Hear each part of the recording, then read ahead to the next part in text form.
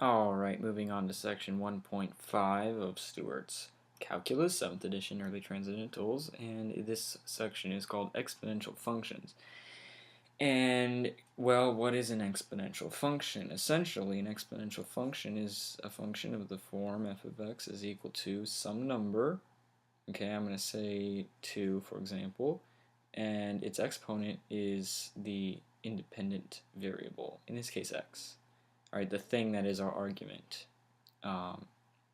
is our exponent. Not to be confused with a power function. A power function is of the form f of x is equal to x to some number, and let's say 2.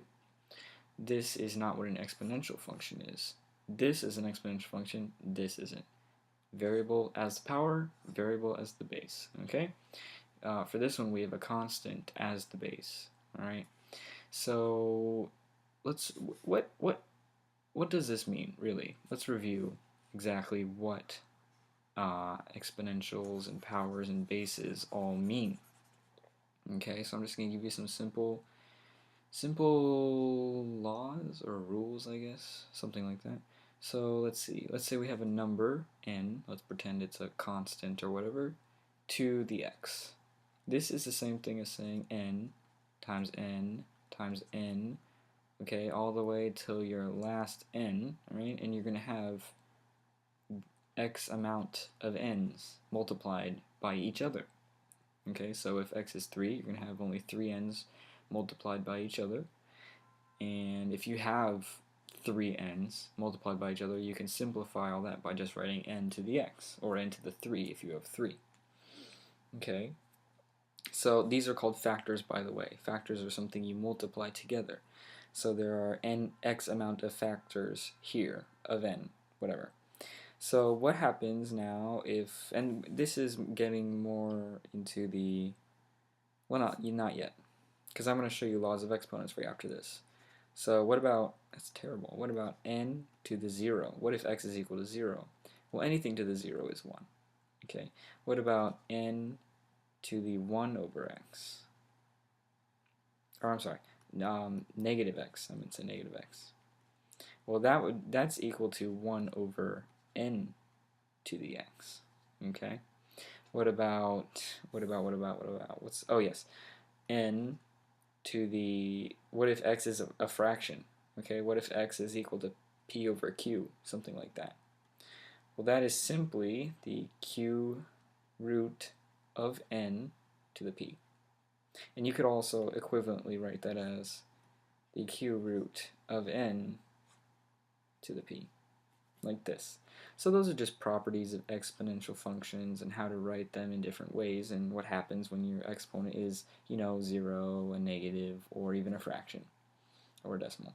So now we're going to get into laws of exponents, things, operations you can do with exponents and stuff like that. So if you have, for example, let's say my base is now a, okay, and let's say we have a to the, let's see, the x, and a to the y. And they're being multiplied. What is that equal to?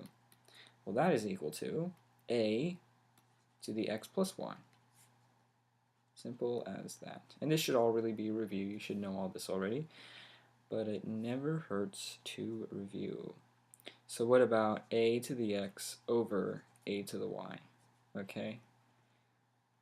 Well, logically, if multiplying exponents is the equivalent of adding the exponents together with the same base, then division of the same base with different exponents should indicate subtraction, shouldn't it? Okay, so this is a to the x minus y.